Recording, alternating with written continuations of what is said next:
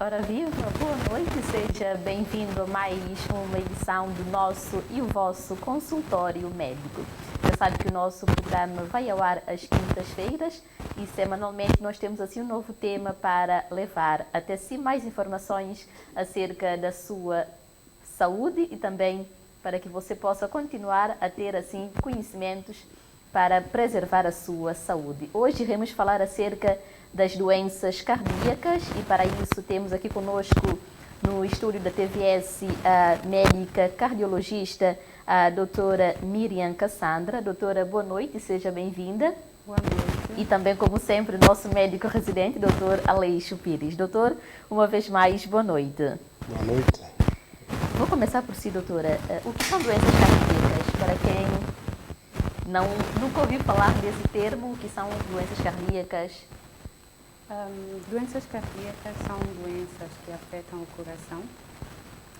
De uma forma geral, podem ser desde doenças congênitas que afetam as pessoas desde o seu nascimento, que já são diagnosticadas, e muitas vezes mesmo intraútero, e outras doenças que podem afetar o músculo cardíaco, e muitas delas também têm a ver com a aterosclerose, que é o depósito de gordura a nível das artérias do coração, e que desta forma levam à descompensação do coração.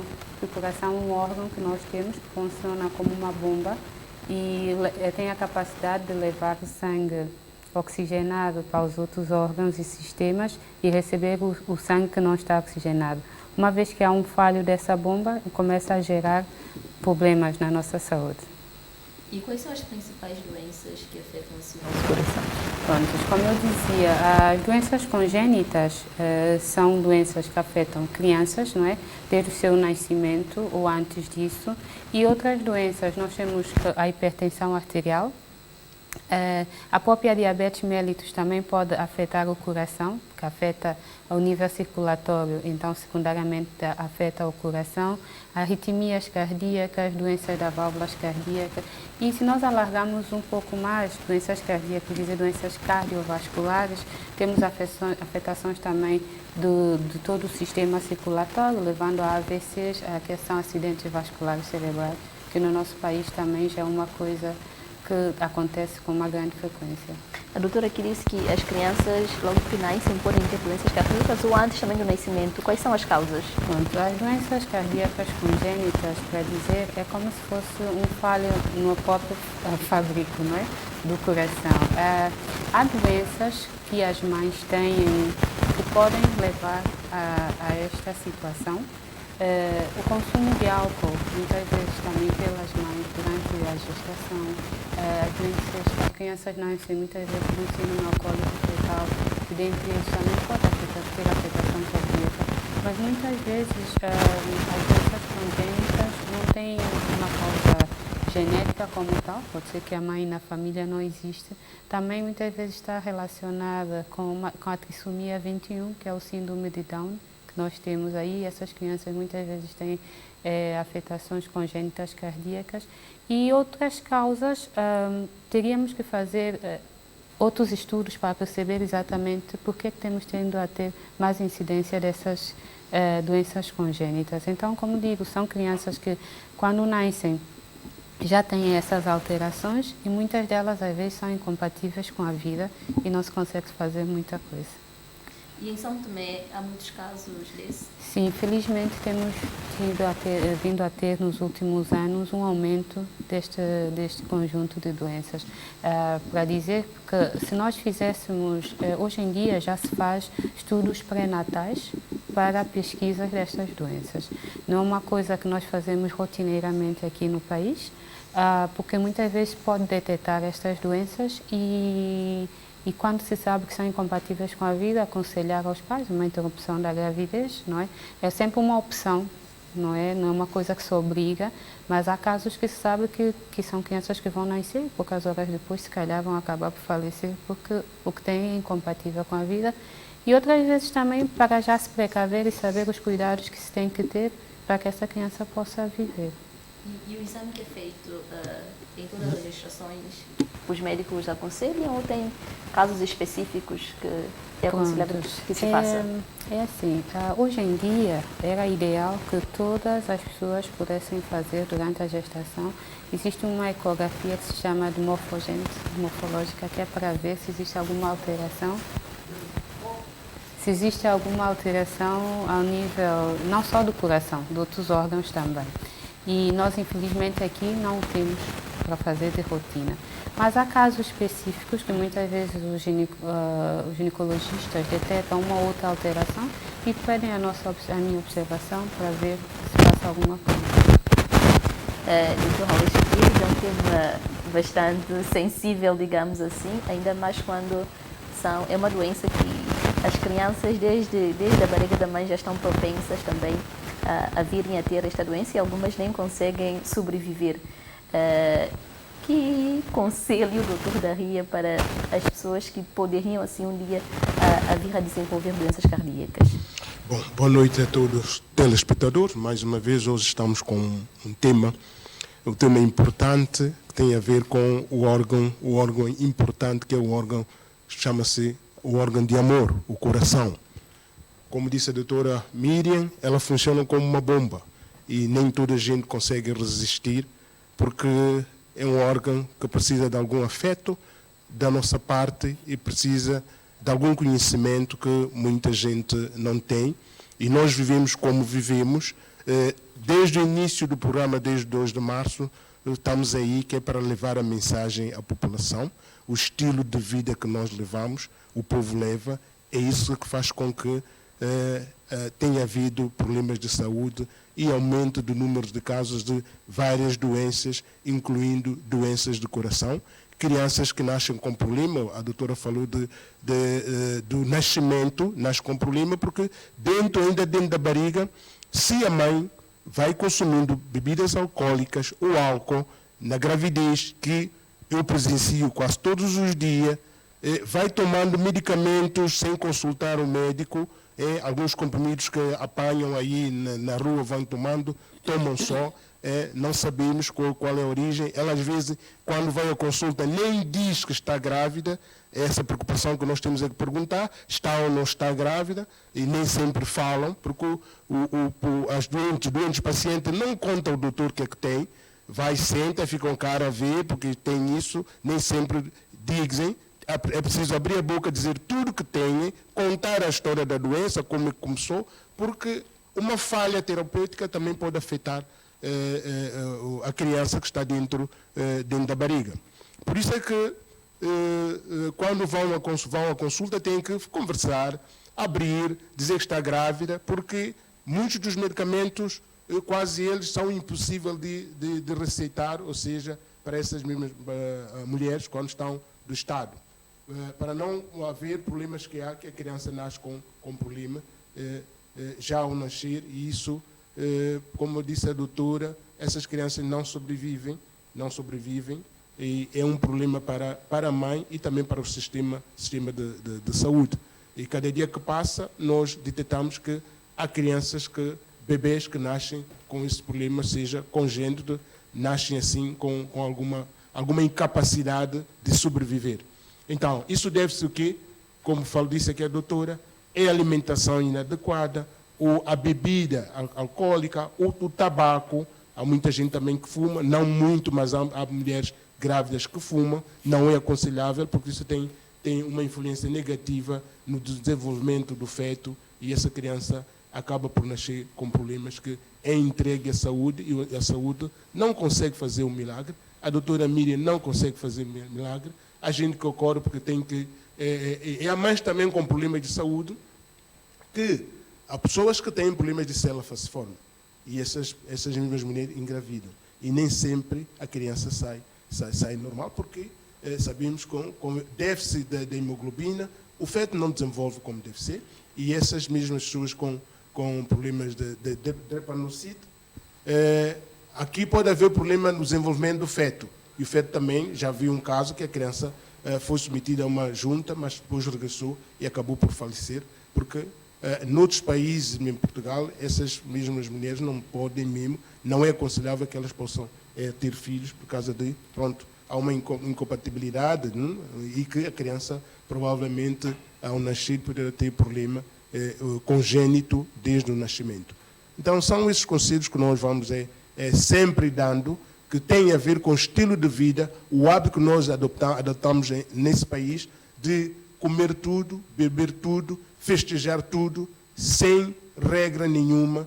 A doutora falou aqui da gordura, que é o colesterol, ou seja, arteriosclerose, ou a presença da gordura dentro dos vasos, então provoca também problemas cardíacos, como nós conhecemos, é o álcool, é o cigarro, é tudo, uma série de coisas, são outras doenças infecciosas e que nós vemos que cada dia que passa há casos, seja pessoas novas de 30, 40 anos que chegam ao hospital com AVC hemorrágico, que nem sempre, uns acabam por falecer no mesmo dia, outros durante 5 ou 6 dias, uma semana, e aqui é o estilo de vida, pessoa com saúde morreu, mas ele não tinha saúde. Então, é devido ao estilo de vida. É o álcool, é a alimentação, é o frito, então isso acaba porque é uma hipertensão não controlada, porque ele não faz medicação, ele faz medicação e volta a beber, então é isso que nós temos, que o paciente pergunta ao doente se ele pode beber depois de sair do consultório, ele regressa de novo a perguntar se ele pode beber um copo de vinho, quando ele sabe que ele não deve mesmo beber coisa. Então são esses aspectos que nós temos que estamos aqui a lamentar, a pedir à população, porque quem quer ter a saúde tem que gostar de si. Se não gosta de si, e ninguém vai gostar de si, tem que ser você a gostar de si próprio, depois para alguém também gostar de si. Obrigada, doutor. Doutora, que pessoas estão mais propensas a terem doenças cardíacas? Pronto, um pouco como o doutor Aleixo abordou, para dizer que as doenças cardíacas no mundo, no primeiro mundo, nos países do primeiro mundo, são das primeiras causas, não é, de morte que existem, e nós estamos já a caminhar também para este paradigma, porque tem muito a ver com o estilo de vida. Tem a ver com o estilo de vida, que a falta de exercício físico que as pessoas não fazem, o sedentarismo, o consumo exagerado, uma dieta exagerada de sal, nós pomos caldos nas nossas comidas, o consumo de álcool, o consumo do tabaco, todas estas coisas levam a que as pessoas venham a ter problemas cardíacos. Hoje em dia também já temos o caso das pessoas que fumam como é que se chama? Marijuana, né? Liamba, aqui já jovens que também, todo esse tipo de estilo de vida levam a doenças cardíacas. Porque eu falei das congênitas, as congênitas são aquelas que as pessoas já nascem, mas a maioria são doenças adquiridas. Porque a hipertensão arterial, por exemplo, que é uma das principais causas no nosso país da doença cardíaca, algumas pessoas já têm uma carga genética, ou seja, já passa da família, de pais para filhos, mas na sua maioria é pelos hábitos que vai tendo no seu dia a dia, seus hábitos alimentares e o estilo de vida que vai levando, que aqui tem sido complicado. Eu acho que em todos os temas nós sempre tocamos na mesma tecla de que aquilo que nós comemos, a forma como nós vivemos no nosso dia a dia é que faz com que nós possamos vir desenvolver ou não algum tipo de doença, e tudo parece que está rotativo. Não é, doutora? Então... E depois também temos aquela questão que aqui em Santo Tomé as pessoas, por exemplo, não gostam de avaliar a tensão arterial. O paciente acha que se vai medir a tensão arterial, diz não, isso vai tornar hábito. Vai viciar. Viciar, exatamente, essa é a palavra. Parece que é a máquina que vai provocar a tensão alta, não é ele que está hipertenso. Mas se nós formos pensar, eu sou hipertensa, nunca avalio a minha tensão, não sei que eu sou hipertensa, penso até que eu estou saudável. Levo o estilo de vida que eu levo, como que quero, e um dia tenho um AVC. E acho que não tinha nada de repente, mas essas coisas não acontecem de um dia para o outro. São coisas que vão acumulando, não é, ao longo do tempo. E é preciso que as pessoas tenham noção, a partir de uma certa idade, nós temos que ter algum cuidado. Um cuidado com a nossa alimentação, um cuidado com a nossa saúde. Ir de uma forma rotineira ao médico, de uma forma preventiva. Que eu avalie a minha pressão arterial de vez em quando, é o mínimo que eu posso fazer para conhecer como é o meu estado de saúde. Então, são coisas que se tem que fazer. E quando a doutora diz avaliar a tensão, qual é o tempo assim, para quem não está sentindo nada, qual é? Não é uma coisa que tem que fazer, não tem hipertensão arterial, não tem uma pessoa doente nem nada. Eu posso ir à minha consulta pelo menos uma vez ao mês e tentar perceber qual é a minha tensão arterial. Posso optar por eu fazer um check-up, como nós dizemos, numa avaliação pelo menos trimestral. Não posso passar anos e anos e nunca ter ido ao médico, não é? Agora, para uma pessoa que já é hipertensa, já é diferente, né? Tem que avaliar, eu não digo avaliar a sua tensão todos os dias, que isso também às vezes causa mais estresse e ansiedade, mas pelo menos 1, 2, 3 vezes por semana. Eu sei que aqui tem a ver muito também que as pessoas, muitas delas não têm o próprio aparelho em casa, têm que deslocar-se aos postos. Outra coisa que eu digo às pessoas é o seguinte, muita gente avalia a tensão e chega à consulta e pergunta, tem ido medir a sua tensão? Sim. Como é que ela tem estado? Eu não sei.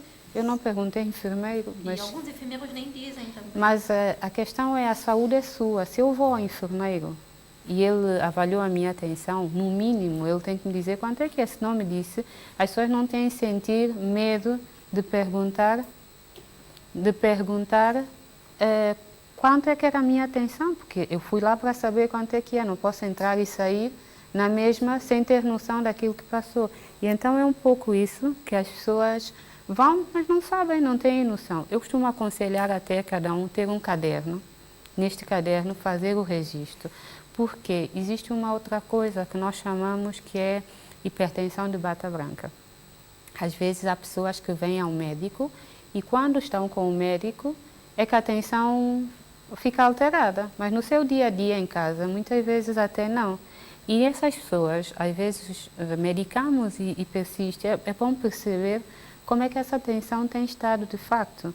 Então, fazer esses registros é muito importante. Para a própria pessoa também conhecer o seu estado e para ajudar o médico depois também a orientar de uma melhor forma quanto à medicação. E já agora, doutora, qual é o número para uma pessoa saudável? Pronto, podemos dizer a tensão arterial, valores ideais, é uma tensão de 120/60 ou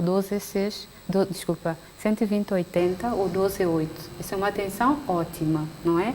Mas a pessoa pode ter valores um pouco acima disso, 13/8. Mas uma pessoa que já tem tensões à volta de 140/90, 14/9, já não é normal.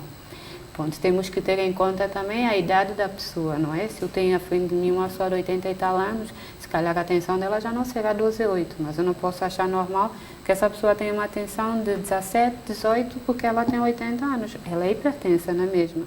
Então, nós temos que ter em consideração quem nós temos à frente, não é?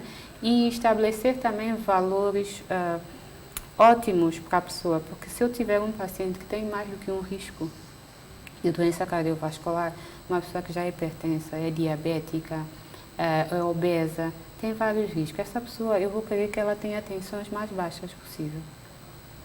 Porque ela é como uma bomba relógio. Essa pessoa pode ter um episódio de um infarto, um AVC a qualquer momento.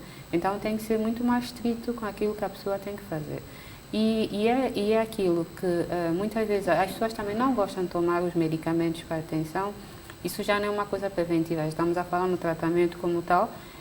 Aqui em Santo Tomé, os pacientes são muito reticentes à toma de medicação de uma forma continuada. Eu costumo dizer que a hipertensão, a doença cardíaca, são doenças crônicas. Não é como o paludismo, que eu tomo a medicação, durante certos dias estou melhor e passou. Não, são medicamentos que eu vou ter que tomar, geralmente, para o resto da vida. Então, interiorizar que para eu estar bem, eu vou ter que tomar, não há outra forma. E, para além disso, fazer a outra parte, que é a dieta e a mudança no estilo de vida, porque senão não há forma. Vamos dar um recadinho aqui para os nossos telespectadores, que o programa também, você também poderá assim participar no programa, ligando para nós. Daqui a pouco a equipa irá colocar assim o número na tela e você poderá ligar para nós e colocar assim as suas dúvidas e inquietações que os nossos médicos aqui no estúdio irão respondê-las todas. Doutor, eu acho que nós, em todos os programas, nós falamos de, não digamos a mesma coisa, mas há sempre uma tecla que nós colocamos, que é o estilo de vida. E no dia a dia o doutor também recebe casos assim, quando trabalha? Sim, como disse a doutora, uma das doenças que nós temos no nosso livro de registro são doenças de origem, ou seja, as hipertensões. A hipertensão ocupa o primeiro lugar, tendo em conta que quase uma grande parte de pessoas que ocorrem as consultas médicas, pelo menos eu digo pelos meus registros, só provavelmente 3 ou 4 de 10 ou 15 doentes que têm uma tensão normal. Do resto, é quase hipertensos, e outros não sabem, assintomáticos, não têm sintomas. Às vezes a gente tem que avisar que a pessoa é hipertensa, porque, pronto, não há nenhum sinal, pronto, a gente depois tem que fazer a triagem que se faz, os enfermeiros têm que ter o peso e a atenção, e também o diabetes, nem sempre há o teste, mas nas urgências tem havido, e também nos distritos, nos centros de saúde também tem havido os testes. Então, pede-se, porque logo se vê num doente, sendo um diabético, vê-se logo que pela afeição, a face, logo se nota que a pessoa sofre de uma diabetes mellitus e, por vezes, sem controle. Então, tem havido o aumento no número de casos de pessoas com a hipertensão e que eles não controlam, não fazem medicação.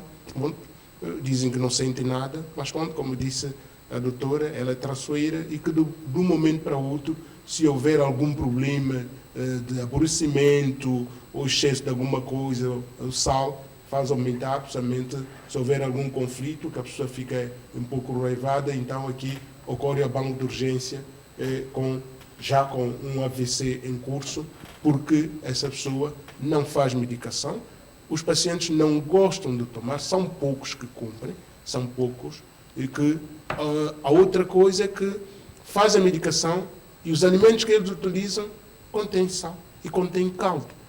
E o caldo aumenta muito a tensão, aumenta mesmo. Vale a pena você estar a fazer medicação e ao lado você tem aquilo que faz novamente subir. O doente, quando aparece com pacotes de medicamentos, mas a tensão continua alta. Eu pergunto, ou você toma medicamento, ou não toma medicamento, ou você está tomando medicamento e comendo essas comidas que quase não têm nada de dieta, contém sal, contém caldo, porque pessoas mais velhas, adultas, ele não cozinha, alguém tem que cozinhar, e os filhos ou netos que cozinham nem tomam aquilo em questão, não vão ver se o avô ou a avó tem que fazer dieta ou a mãe, e faz a alimentação como se fosse alguém mais nova, e esse adulto com problemas de hipertensão é obrigado a comer essa mesma comida, e que quando se vai se ver para um número não diminui, menos com os comprimidos. A gente às vezes pergunta, será que está a fazer resistência? Será que é isso? Provavelmente nós ficamos interrogados, porque ele gasta tanto dinheiro com os medicamentos. Agora, se ele toma, tem alguém acompanhado, nós sabemos.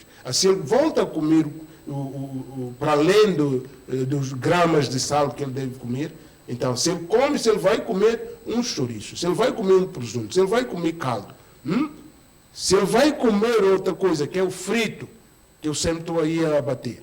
O frito também é outra desgraça que nós temos dentro da nossa alimentação. Então, tudo isso, eu pergunto, não faz sentido ir ao médico, não faz sentido incomodar o médico, não faz sentido fazer a medicação, porque esse doente é um doente teimoso. Doutor, se eles não forem ao médico, é mais provável que possam morrer, não? Provavelmente vão viver mais tempo.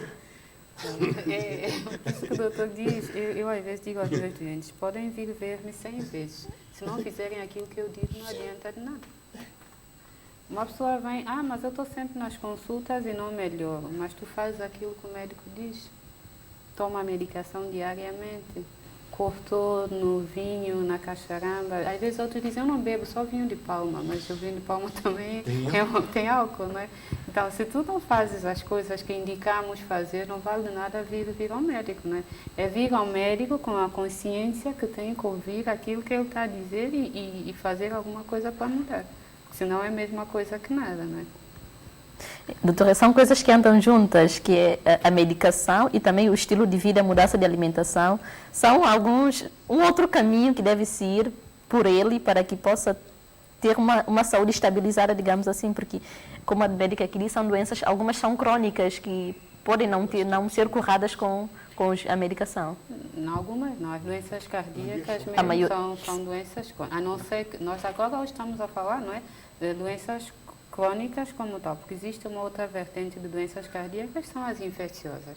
Essas sim, uma pessoa tem uma doença infecciosa, uma endocardite, são outras causas. Com o tratamento, essas, pronto, depois são tratadas, a pessoa fica melhor, não é? Mas temos as outras doenças que não, são doenças crônicas que vão nos acompanhando ao longo da vida. O que nós vamos ter que fazer é ir tratando, não é? E parece que temos o primeiro telespectador em linha. Alô, sim, boa noite. Telespectador. Sim, boa noite. Boa noite. Com quem temos o prazer de conversar? Mana. É Mana. Vânia ou Mana? Mana. Mana, fala-nos de onde? Aqui. Qual é a sua pergunta? A minha questão é a seguinte. Eu estou com uma filha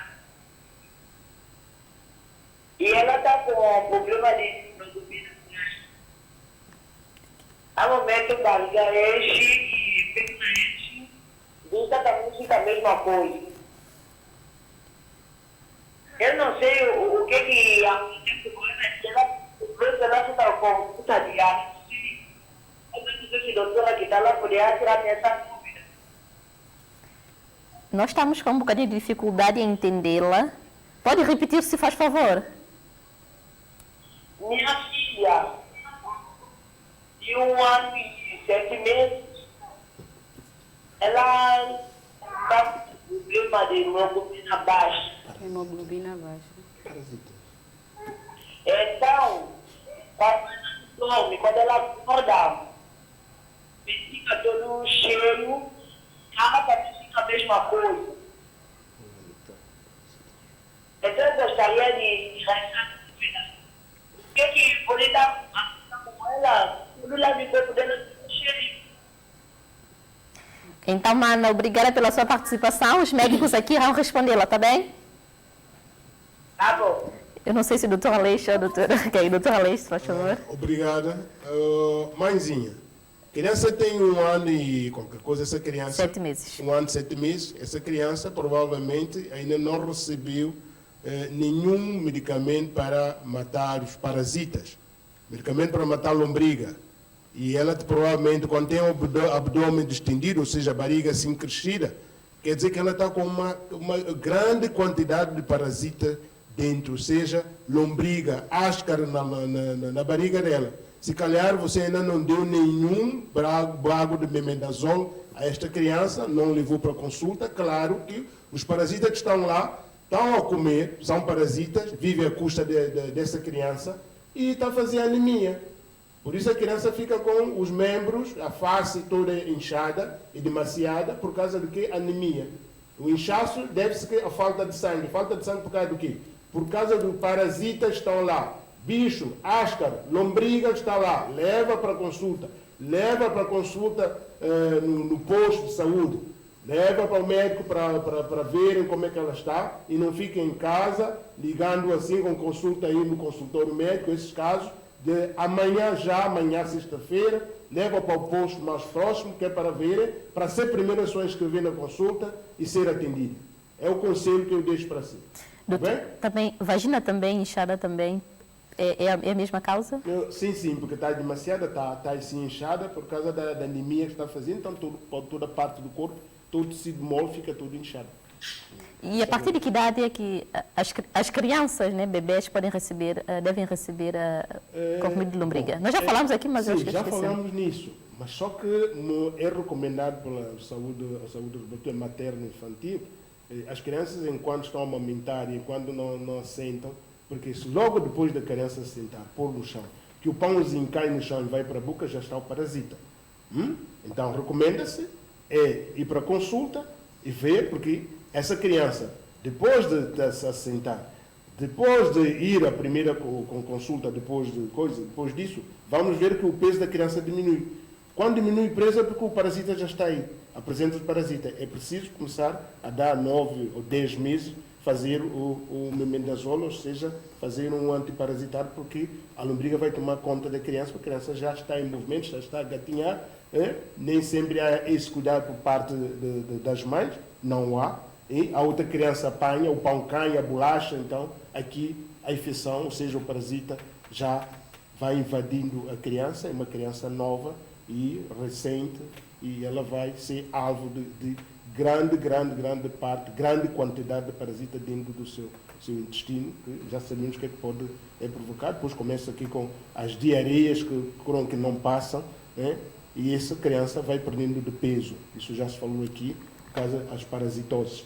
É esse o problema que a mãe tem, essa falta. Há muitas crianças nesse estado e que é penoso, porque as mães sabem muito bem que devem levar para as consultas, mas não levam, pronto. Há essa invasão dos parasitas, e há muitos parasitas, porque já sabemos como é que a coisa está. O lixo, falamos também aqui da questão do lixo, do saneamento do mesmo, então tudo isso tem a ver, a higiene pessoal, tudo isso a ver, a higiene dentro de casa, a casa enquanto não estiver arranjada, limpa e coisa, e as crianças precisam muito do cuidado dos pais, e que as mães não tomam conta dos seus filhos, vamos sempre repisar, bater nisso, porque uma mãe, quando tem um bebê, ela tem que dar toda a atenção possível a esta criança e não deixar com outra criança, porque a criança que vai educando criança e que, quando cai um pedaço de pão, essa criança vai dando outro bebê. Então, é assim a proliferação de parasitas, e por isso é que a mãe está aqui comentando na televisão, pedindo a explicação. A explicação é levar para o médico já amanhã, para receber a medicação. Não sei se o doutor gostaria de acrescentar alguma coisa em relação à pergunta da mãezinha? Não, acho que não, porque assim, o inchaço que ela diz, e ela mesmo refere que a criança tem anemia, não é?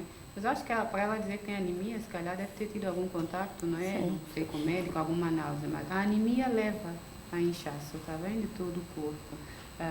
Isso é causar pela própria anemia. Agora temos que ver qual é a causa da anemia. E nesta idade, eu concordo com o doutor, a causa mais provável deve ser a parasitose, não é? Então de facto, levar ao médico, fazer uma consulta como deve ser, fazer os exames necessários para se poder tratar. Porque a anemia, sim, uma anemia prolongada durante muito tempo também pode afetar o coração. Então é uma coisa importante para evitar outros problemas futuros, não é? Então essa mãe deve recorrer o quanto antes fazer o tratamento da sua criança. Doutora, a maioria das doenças que o ser humano pode vir a adquirir um dia afeta o coração? É assim, de uma forma ou de outra, acaba por chegar ali, porque, como eu tinha explicado no início, o coração é um sistema, né? O sistema cardiovascular. Tá o coração, tá a parte circulatória. E há uma coisa que é comum, final, quase todas essas doenças cardíacas, e não só, é a insuficiência cardíaca, não é? Quando, por causa de uma doença diretamente relacionada com a parte cardiovascular ou não, porque uma pessoa, por exemplo, que tenha uma doença cancerígena, e ela às vezes pode afetou um órgão inicial, mas depois vai alastrando para os outros órgãos. E a pessoa, com o tempo, o cansaço vai ser maior, não é? Vai levar a cronicidade, o coração deixa de aguentar. Então, secundariamente, há um falho desta bomba, uma falha. Ela deixa de funcionar como deve ser. Então, indiretamente, se há uma paragem no coração, aí acabou, não é? Então, pode afetar-se.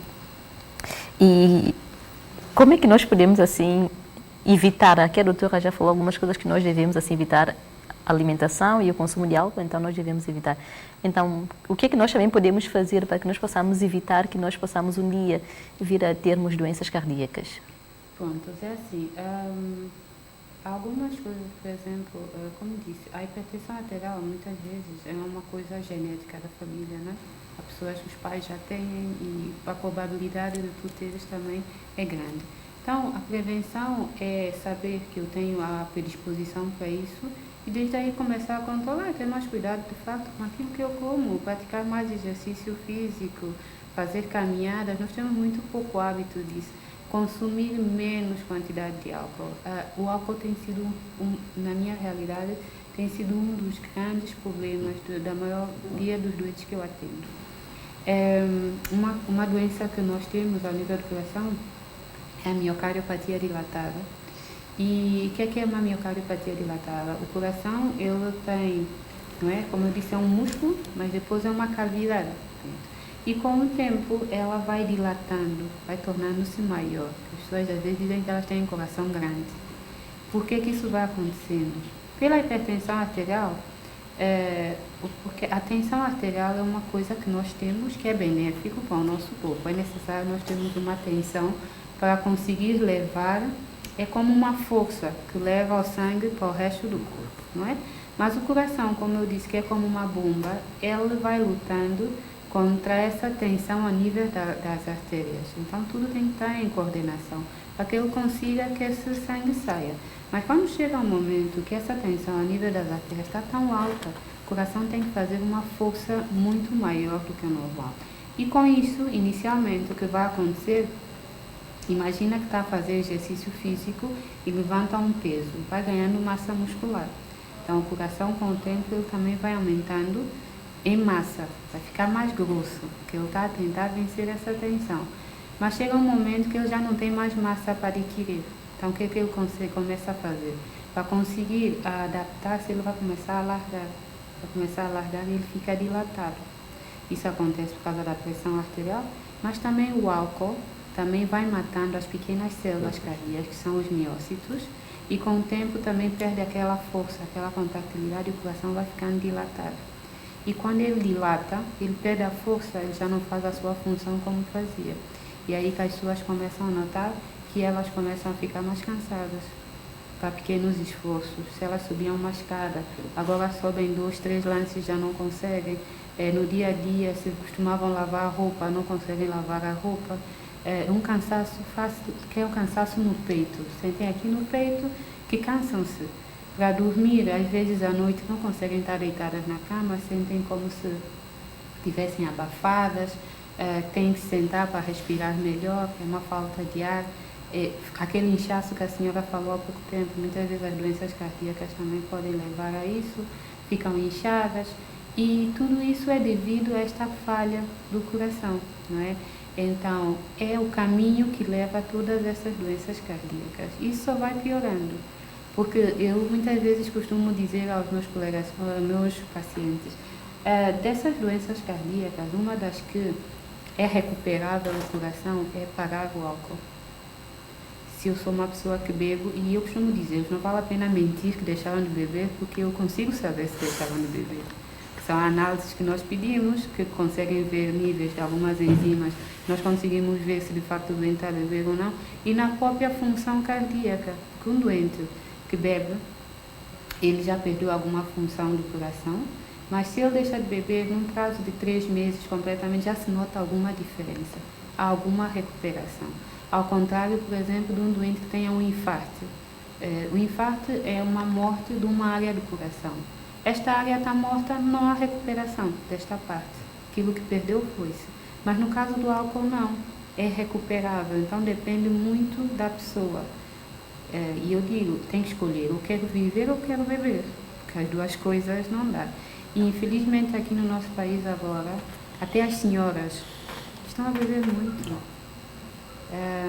Eu tenho muitas pessoas, tenho muitos pacientes que acompanho com miocardiopatia dilatada, e a provável etiologia é álcool.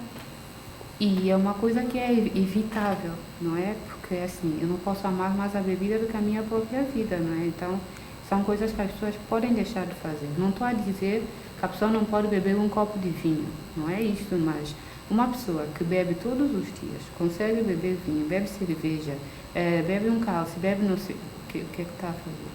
E muitas vezes dizem que não têm dinheiro para comprar medicação. Não tens dinheiro para comprar medicação, mas consegues beber vinho todos os dias? Então, quando pergunta coisas que as pessoas podem fazer, são esse tipo de coisas. Tornar-se mais ativas no seu dia a dia, diminuir a quantidade, não só sal, condimentos mesmo que nós pomos na comida, porque não é só o coração, se formos ver outras doenças que nós temos agora, gástricas e tudo mais, evitar, não é necessário, portanto, não é? E pronto, beber água, as pessoas bebem muita pouca água, é muito saudável beber água. E são esse tipo de conselhos que eu posso dizer aqui. Doutora, tem pessoas que, se não beber, estão tão habituadas a consumir o álcool, que pela manhã, por exemplo, se não beberem alguma coisa, um cálice de cacharamba, por exemplo, elas ficam a tremer e assim que bebem, estabiliza-se. Há alguma explicação para isso? Essas pessoas, eles já são alcoólatras, não é? Já têm uma doença. E, pronto, isso chama-se de abstinência alcoólica. A falta, o organismo já está tão habituado a essa substância. É uma droga, o álcool é uma droga. E então precisa continuar a enganar, não é? O cérebro a pôr outra vez. Mas essas pessoas precisam de ajuda, essas pessoas precisam de apoio, mas é preciso força de vontade das próprias pessoas, né? Precisam de apoio muitas vezes com psicólogos, às vezes com psiquiatras, o próprio acompanhamento médico para ir se reduzindo, porque não é fácil uma pessoa que já é alcoólatra, já tem o vício, deixar de um dia para outro. Mas a força de vontade também vale muito e depois junto ao apoio dos próprios familiares e dos profissionais de saúde. E temos assim o próximo telespectador em linha. Alô, sim, boa noite. Alô, sim, boa noite. Olá, boa noite. Com quem temos o prazer de conversar? É com a senhora Maria. Maria. Sim. Maria, fala-nos de onde? Assim, eu tenho um problema com a mama esquerda, eu consegui fazer consulta, e até consegui fazer outra consulta com o especialista, fizeram mamada e tudo mais. Mas até então, eu vou sempre, a fazer um ano, eu vou sempre ao hospital e ver se dá no relatório, até então nada mais. Está 3 dias, aquela dor apareceu, aquela pisada dói muito. Eu não sei. Maria, nós não entendemos a sua questão. Pode repetir, se faz favor? Como não entendi? Nós não entendemos a sua questão. Repete, se faz favor. A minha questão é, eu estou com problema na mama esquerda. Mama. Eu quando comecei, consegui fazer consulta aqui lá no hospital de exame, porque me Guadalupe, como aquela médica. Então, ela mandou no hospital central e consegui apanhar ela, consegui fazer aquela coisa que se faz de mama e consegui. E fizeram na lista, até também consegui fazer consulta com especialista que veio. Então, a mama tem uma bolsa d'água pequenina, especialista que não tem nada, não pode desaparecer e tudo mais. Agora, são anos. Aquelas dores apareceu mais para fazer 3 dias, muitas dores, muitas picadas. Maria, obrigada pela sua participação. Os médicos aqui, eu acho que vão tentar responder, tendo em conta que não é da área, então vão tentar responder. Obrigada. É assim, senhora Maria, está a fazer perguntas sobre uma área bastante específica, não é? Falou da mama, falou de mamografia, são exames que, pronto, eu sou da área da cardiologia, não faço esse tipo de exames, e a senhora, pelo que eu entendi, disse que fez o exame e foi vista também pela médica especialista, inclusive uma equipa que veio e que terão dito que não havia nada demais na sua mama. Não, uma bolha de água. Sim, ela tem uma bolha d'água, mas disse que a médica na altura disse que não era nada que isso iria desaparecer. Sim. Então fiquei na dúvida, mas diz que faz um ano, não entendi se a mamografia, se o relatório não lhe deram ou se lhe disseram que estava tudo bem, mas de qualquer das formas, eu acho que tem que, se a bolha d'água persiste, voltar à médica, seja a médica de clínica geral, para voltar a vê-la, se for necessário encaminhar novamente a médica especialista. No hospital nós temos uma médica que faz consulta da mama, para ela ser vista novamente e reavaliada, porque se é um sintoma que persiste, para tentar ver o que é que se passa. E quanto ao seu relatório, tem que ser mesmo no serviço onde foi feito o exame para poderem dar essa resposta. Eu acho que, e ponto, a doença da mama pode ser alguma coisa grave, nesse caso, mas passado um ano, se não teve mais nada, se calhar pode ser que não, mas aqui sem ver a senhora, não consigo ter essa noção, eu acho que ela tem mesmo que ir ter com quem de direito para dar essa resposta. Não sei se o doutor... Sim, Aleixo, alguma coisa a acrescentar? Eu acho que, pronto, ela está preocupada, ela deve dirigir a consulta com que ela fez, voltar de novo para ver, pronto, já passam já um ano, é preciso ver qual é a evolução, pronto, voltar a repetir e estar aí no centro hospitalar, se fez, para ver com a médica que lhe viu, para voltar a ver e ser seguida. É esse procedimento que deve ser feito. Porque as dores também não pode ser uma coisa normal, não é, doutor? Claro que não. Claro que não. Se tem dor, tem alguma coisa, pronto. Provavelmente houve alguma evolução, parte negativa, pronto. A necessidade dela a voltar. Não sei qual é a idade também que ela tem. Isso tem a ver também com problemas hormonais. Exatamente. Então, é preciso que ela volte e seja vista pelos especialistas. Nós também estamos à espera da sua questão, da sua participação, então não hesite, ligue para nós que nós estamos assim ansiosos para conversar consigo e talvez também responder às suas inquietações. Aqui a doutora estava a referir que depois de uma certa idade é aconselhável, né, que as pessoas elas possam dirigir-se assim, ter assim consultas mais rotineiras, mesmo não tendo assim... sentindo nada de anormal na sua saúde. Só que a doutora não especificou a idade. É assim, não... Assim, existem alguns rastreios que já têm idades preconizadas, não é?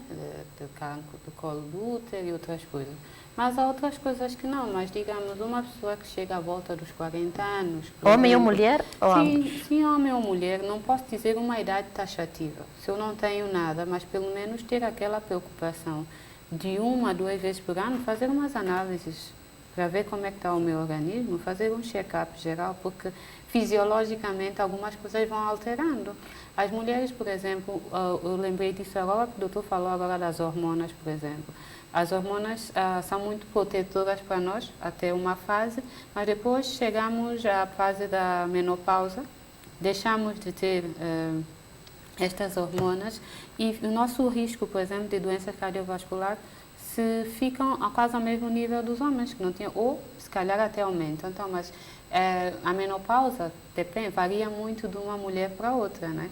E então, por isso que eu estou a dizer, com uma certa idade, se ela lá volta, eu acho que uma pessoa dos 20 anos não está tão virada por aí, né? A não ser que de facto tenha alguma carga genética, doença familiar, um histórico pesado, não. Mas eu acho que 40 anos, calhar, é uma boa idade, um pouco mais velho, um pouco menos, mas ter aquela preocupação de ver como é que está o meu organismo. E não custa nada, é ir a uma consulta clínica geral, que aqui mesmo nos postos se pode fazer, e de facto dizer, eu vim para fazer um check-up, está tudo bem comigo, mas quero saber como é que está a minha saúde, mas pelo menos a pessoa ter a preocupação consigo de fazer isso. Mas isso dificilmente acontece, as pessoas esperam sentir alguma coisa. Sim, dificilmente. Geralmente quando vão ao médico já vão numa fase tardia, já têm problemas com consequências, porque muitas doenças cardiovasculares, as coisas se interligam. Por exemplo, um paciente diabético. A diabetes é uma doença que afeta a parte circulatória, microvascular e macrovascular. O paciente diabético tem a propensão de fazer um infarto do coração. O paciente diabético pode afetar-lhe problemas visuais. O paciente diabético pode ter problemas renais. E problemas renais, uma pessoa que é diabética, que é hipertensa, e no final pode acabar com uma insuficiência renal crônica, que está condenado praticamente. Uma pessoa que tem uma insuficiência renal crônica aqui em Santo Tomé é uma pessoa que nós não temos como tratar esse tipo de pacientes, não é? E da mesma forma que eu, por exemplo, muitos dos doentes que tenho acabam por precisar de ser evacuados, de ir lá fora para fazerem tratamentos, né? Porque nós não temos como tratar certas doenças aqui. E muitas vezes que as pessoas não entendem é que nós, para essas evacuações, nós necessitamos que do outro lado, quem nos vai receber, digam, não, ok, já pode vir, vem no dia tal para o hospital tal. E muitas vezes o que se ouve é que o médico não fez nada, ou não me quer dar junta. E muitas vezes não é assim, não é? Primeiro, a questão da junta é uma coisa criteriosa, porque há doenças, como eu, por exemplo, se um doente é alcoólatra ou bebe, e eu sei que o problema dele cardíaco é por causa do álcool, ele vai lá fora fazer o quê? Não tem justificação. O que ele tem que fazer é deixar de beber, tomar a medicação que é de melhorar. Um doente com uma hipertensão arterial, o que tem que fazer é a mesma coisa, tratar-se essa hipertensão, não é? Com a medicação, com as mudanças que são necessárias fazer, mas há outras doenças que não, que sim, que um doente teve um infarto, precisa ir fazer uma outra revisão, um outro tipo de tratamento. E essa pessoa precisa ir. Mas muitas vezes a percepção do santomense é que a única forma dele tratar-se é ter uma junta médica. E muitas vezes não é assim. O que tu vais fazer, que é o mesmo que vão te pôr ali, tens é que adaptar para o fazer, não é? Então, eu acho que as pessoas têm que começar a encarar que todos nós podemos adoecer, sim senhor, mas a forma como nós levamos a nossa vida, os nossos hábitos, vão determinar a forma como nós vamos estar. Eu acho que é um pouco isso. Doutor Aleixo Pires, alguma coisa a acrescentar de tudo aquilo que a doutora aqui Miriam falou? Bom, a doutora Miriam é especialista em cardiologia e o coração, ela vê que o coração do santomense não está bem. Um dos problemas que ela disse é verdade, a questão de álcool. Aqui a doutora foi assim mais sensível, né? O doutor Aleixo Pires ainda é assim mais... Eu vou batendo sempre nesses alcoólatras, porque a gente, hoje, o que é que nós tratamos é alcoólatra, pessoas com problema de fígado devido também ao álcool, é isso, com cirrose hepática, o fígado torna volumoso e com um cancro por causa do álcool, tudo de vício.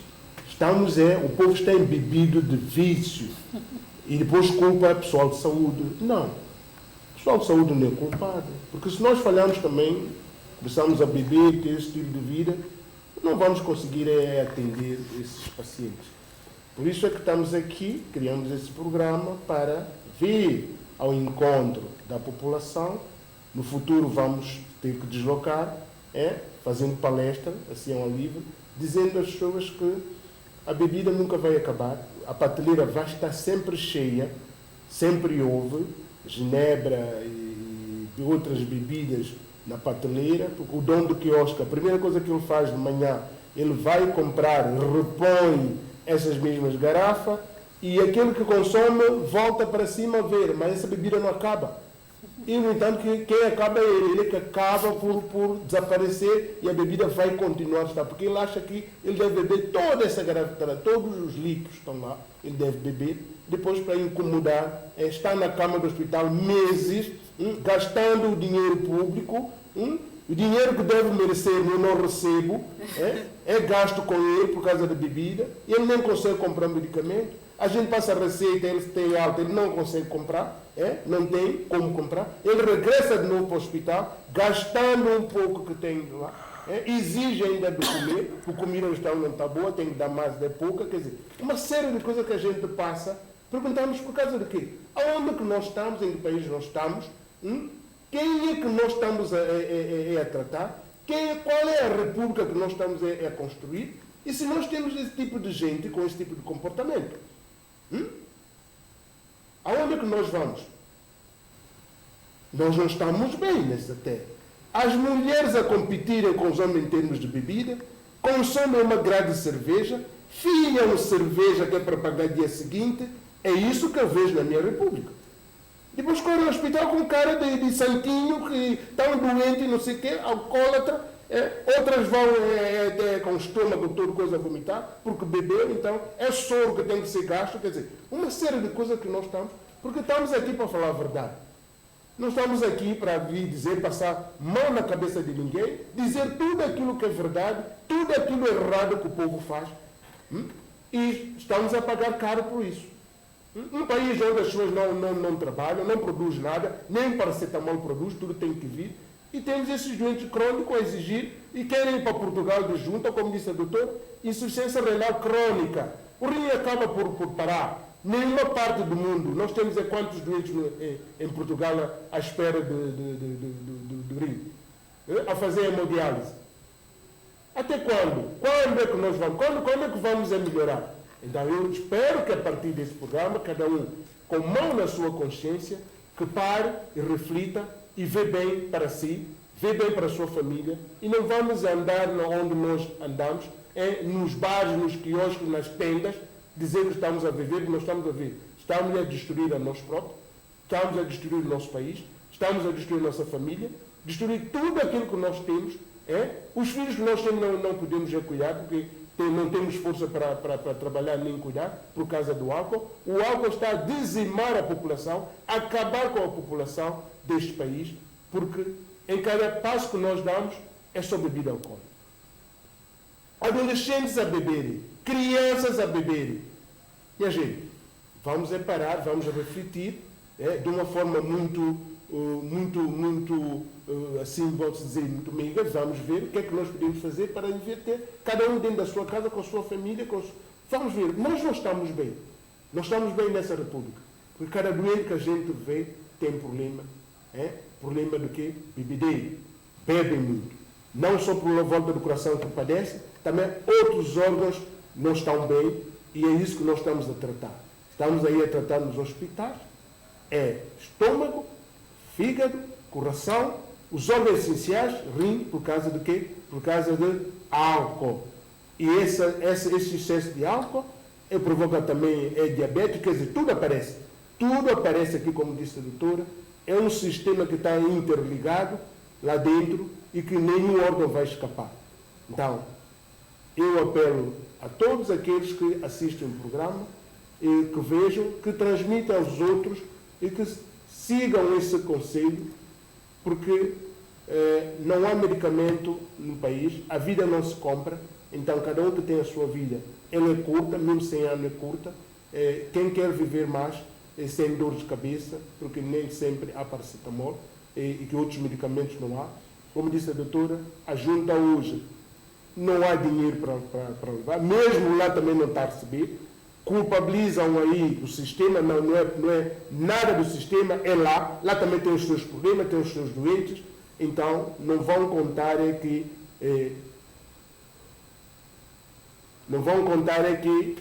vão bebendo e depois à espera de junta, destruindo o vosso coração. O coração toma o coração flobó, sabe o que é dizer flobó? Quem já viu fita de elástico, como fazia elástico, a fita tanha e a fita flobó. O coração fica flobó, como barata sapateira. É só esse barulho, por causa do quê? Dilatação dos músculos do coração devido ao quê? O álcool. O álcool será o próximo tema que vamos estar aqui para debater, é falar do álcool. Tornou a menina mais bonita da ilha de Santo Tomé e Príncipe. A coisa mais preferida que nós temos é álcool. Toda a gente a gostar do álcool. E não sabemos como cuidar e como tratar de nós. Até bebê já bebe nessa república. O que é que vamos esperar dessa república? Quem vai cuidar de mim? Quando eu ficar velho, quando eu ficar doente. Alguém é de cuidar de si, doutora. Doutora Miriam, não sei se alguma coisa ficou por falar aqui no programa. É assim, uma coisa que queria apelar às pessoas é o seguinte, quando acompanhar aos mais velhos, aos idosos à consulta. Até vezes eu tenho pacientes mais velhos, eles vão sozinhos à consulta, saem de lá muitas vezes mais confusos do que entraram, porque às vezes é mais do que uma medicação que fazem, não conseguem explicar bem se tomaram, se não tomaram, qual é o horário. É preciso nós cuidarmos dos nossos familiares. Eu sei que as pessoas trabalham, mas perder um dia, a gente passa o justificativo e ir lá, perceber bem o que é que se passa com o meu familiar, como é que eu posso ajudar. Porque nós aqui falamos de algumas coisas, de álcool, mas nem todo mundo adoece por essas coisas. Há doenças que aparecem que são próprias da idade. O coração tem outras doenças que têm a ver com o próprio ritmo cardíaco. O coração tem uma parte que é a parte elétrica. São como os cabos elétricos. E com o tempo começa a dar problemas. E as pessoas começam a desmaiar. Os mais velhos caem de repente. Essas quedas podem ter a ver com o falho do coração. Sabe? Então essas pessoas precisam ser vistas em consulta. Mas o meu apelo é não serem abandonadas praticamente. Porque não vai um filho, não vai um neto, não entram, depois não sabem. Muitas vezes aqui em Santo Tomé, as pessoas só aparecem quando é o momento da junta médica. Que eu às vezes digo, mas essa pessoa tinha família? Onde é que essa família esteve o tempo todo? Porque não acompanham, não se preocupam em saber. E então é confuso, porque saem de lá, dizem que entenderam, quando vem a próxima consulta, às vezes que não entenderam nada daquilo que foi dito, não estão a fazer. E muitas vezes as pessoas precisam... porque também não existe como dizer, nós não temos um programa ou algo que para beneficiar essas pessoas que têm doença crônica na aquisição dos medicamentos a um preço mais barato, não existe isso. Então, é ver como os familiares também podem apoiar para que essas pessoas tenham sempre a medicação. Porque às vezes eu digo, pode ser que não tenhas o dinheiro para comprar para um mês inteiro, mas vai comprando aos poucos. O importante é não deixar de tomar. Porque às vezes quando as pessoas vêm à consulta, eu não estou a tomar medicamento há um mês. E então não estamos a fazer nada. É aquela questão de pode vir ao médico 10.000 vezes, mas se não está a fazer aquilo que tem que fazer, então é tudo. O que eu posso dizer é, o coração é uma bomba, nós precisamos dela, saudável. Quando ela falha, temos que ter a noção que muitas vezes é para o resto da vida, que a medicação temos que fazer, que é para nos mantermos bem, sem a medicação vamos estar mal. E antes da bomba falhar é a prevenção, que é a parte mais importante. O doutor falou aqui numa questão que eu acho que nós também da saúde temos que tornar-nos mais próximos da população, chegar mais próximo com esses debates educativos, explicar. Se bem que as pessoas têm algum conhecimento, mas nunca é demais. Mostrar-lhes o que é que estão a fazer, exemplos, que aquilo que o álcool pode levar, os caldos que põem nas comidas. Muitas vezes também temos que entender, se uma pessoa tem uma família grande, se calhar vai fazer aquela panelona de arroz para todo mundo, vai pular o caldo, vai a tentar desenrascar. Mas o problema é a consequência disso com o passar do tempo, não é?